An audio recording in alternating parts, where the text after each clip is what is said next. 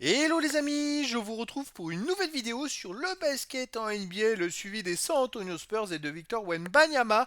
Et cette nuit, les Spurs ont perdu à domicile contre les Los Angeles Clippers 128 à 116. Alors c'était le match retour après avoir passé une semaine en France. C'était le premier match depuis cette semaine en France et donc une nouvelle défaite pour les Spurs. Alors dans cette vidéo, on va revenir sur les stats en détail des deux équipes et des joueurs. On verra le classement des Spurs dans la conférence Ouest, les stats de Wemby en détail sur ce match avec ses meilleures perfs sur un match, sa moyenne en saison régulière, ses stats dans l'histoire de la NBA, l'histoire des Français NBA, dans l'histoire des San Antonio Spurs, avec des stats arrêtées à 20 ans, 21 ans, 22 ans et au général. Et puis on terminera la vidéo par un petit aperçu de la prochaine rencontre des San Antonio Spurs. Alors déjà, Victor dans cette rencontre, il fait 23 points, 12 rebonds, 4 passes, 3 comptes, 2 interceptions.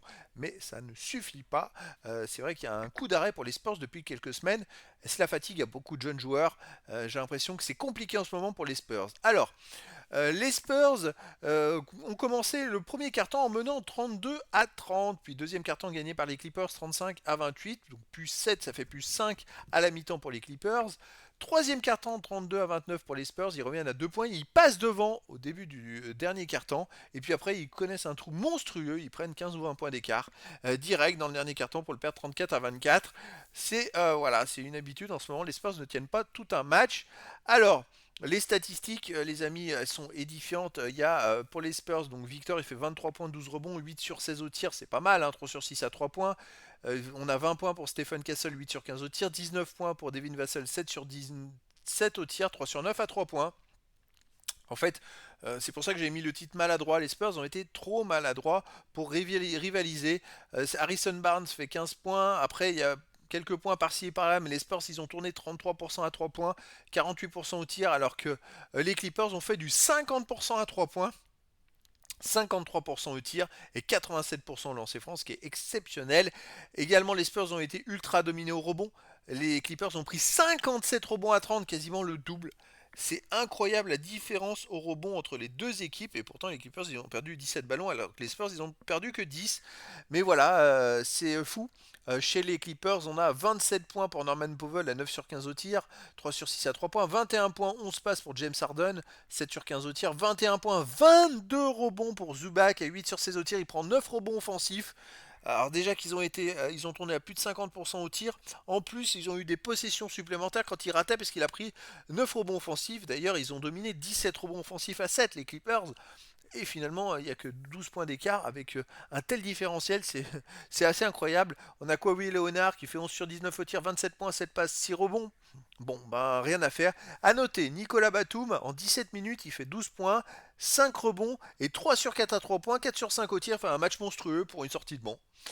Donc voilà, au final, les Spurs, ils n'ont pas pu rivaliser face aux Clippers. Alors, c'est une nouvelle défaite et maintenant les Spurs, ils bougent plus, hein. 20 victoires, 24 défaites et ils sont à 4 victoires des équipes qui sont devant eux. Ça se complique. Ils étaient quand même à un moment 9e ou 8e, hein. Ils étaient en bataille avec ces équipes-là et là, ils enchaînent mauvaise performance sur mauvaise performance. Ça se complique vraiment. Alors c'est dommage. Ils avaient fait un bon début de saison. Et puis là, maintenant, ça va être compliqué de rivaliser avec les équipes qui sont devant, qui vraiment carburent.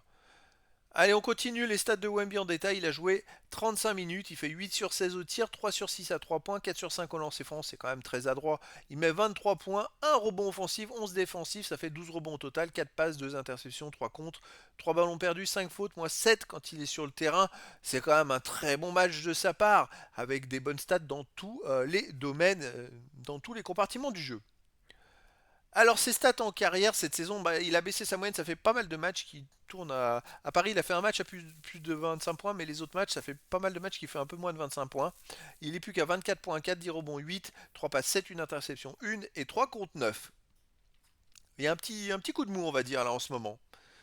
Alors les stats dans l'histoire de la NBA, à droite vous avez les contres à 21 ans puisque c'est une stat où il est dans les 10 premiers, il est 6ème, il lui manque plus que 3 comptes pour égaler Dwight Howard, le 5ème du classement.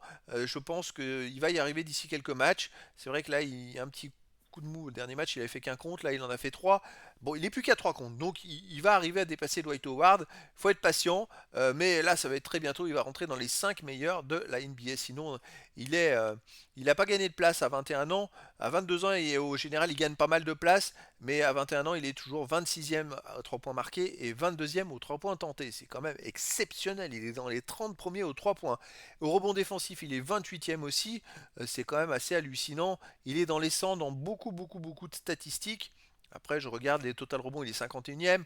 Ça va continuer parce qu'il va jouer encore plus de 30 matchs cette saison, hein. Et sinon, à 22 ans, il est déjà 74e aux 3 points marqués, 69e aux 3 points tentés, 18e au contre. Il a gagné encore une place et 96e au rebond défensif. Donc il est dans les 100 dans 4 catégories à 22 ans. C'est énorme. On va continuer après dans les autres stats. Bon, au contre, il est maintenant 368e de l'histoire de la NBA. Il a gagné 3 places. Grâce à ce match, il continue de grappiller des places. Donc c'est plutôt pas mal sur 5183 joueurs, c'est vraiment bien, surtout qu'il n'a qu'une année et demie de NBA. Alors dans l'histoire des San Antonio Spurs, bon il a déjà 2 premières places à 20 ans. À 21 ans, il en a récupéré 2 autres, les 3 points marqués, les 3 points tentés. Donc il a 4 premières places. À 22 ans, il en a déjà une. Il va bientôt en avoir une autre, 2 autres. Ça sera les 3 points marqués, 3 points tentés.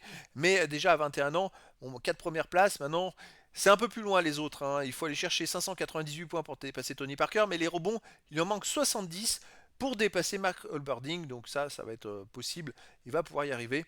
On va surveiller tout ça. Après, je regarde les autres stats. C'est vrai qu'il y a Tony Parker qui a joué une saison de plus et qui est dans pas mal de stats. Et je dirais qu'il va falloir attendre sur plusieurs saisons.